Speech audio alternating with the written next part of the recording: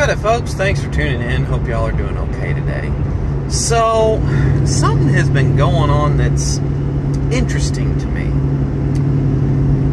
With all of the issues in the supply chain globally that have caused a shortage of new products and driven the prices up, I think one of the ones that everyone notices the most is new car availability. I went to the body shop a couple weeks ago now, while my Focus was in after denting it up on some wildlife, and I got talking with one of the salespeople there with the collision guy, and they had gotten a shipment of trucks in and a couple other things at the dealership, and I think he said we got 4 or 5 and only one of them's going on the lot. He's like, we have deals ready to be done on everything on that truck with one exception, which was kind of wild in my opinion, because you know, you get 4 or 5 vehicles in and all but one of them sold. That's wild, because that means that the new owner hasn't test driven it. They don't know exactly how, they haven't laid eyes on it. That's just wild to me. But due to that, due to the shortage, there have been a lot of dealers marking up new vehicles.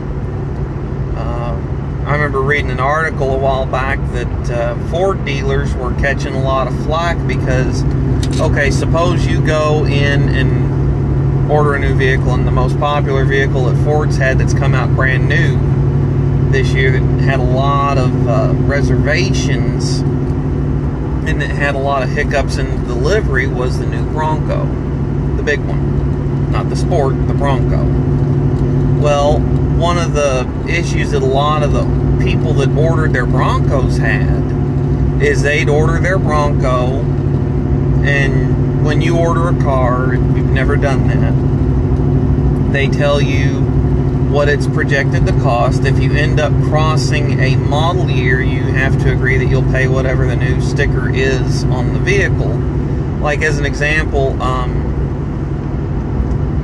if you ordered it at just the right time, the factory your order might get put in for the next, like, okay, if I were to go in and order right now, even if everything was normal, I'd be pretty close to crossing over into 2023 model year for vehicles, which can happen, and you have to agree that you'll pay whatever the difference is. Normally it's a few $100 difference per year on a vehicle, but you've got to agree to that. And these guys were getting their Broncos, and bear in mind, you know, you get a 4-door Bronco with some options on it, you're talking a $40,000-$50,000 truck easily. And then the icing on that cake is a lot of these guys were walking in and dealers were smacking them with a $20,000 premium. And they had signed contract to purchase, but they didn't read all the fine print. So I understand, you know, dealers are trying to make money, and there are certain vehicles that, yes, you get to, there are premiums for them. I remember one of the vehicles that my dealership charged a premium for while I was there. There was a 2014 and a half Mustang. It was based on the 2015 Mustang.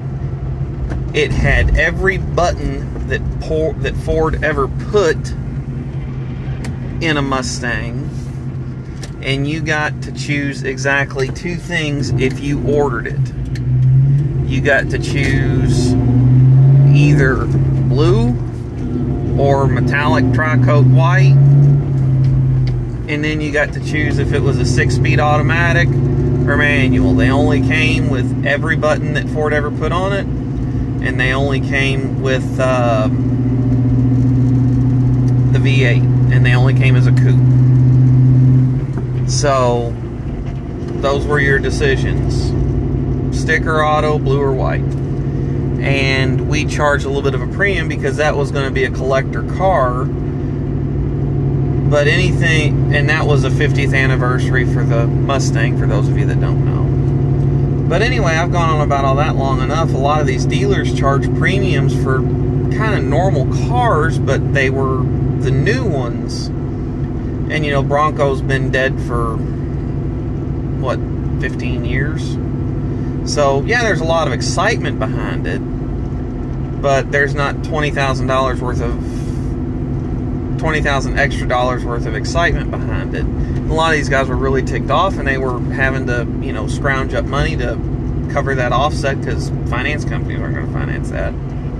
They're going to look at the sticker and go, well, we'll go, you know, 110%, and if you're adding a third to it, there's no way they're going to touch it.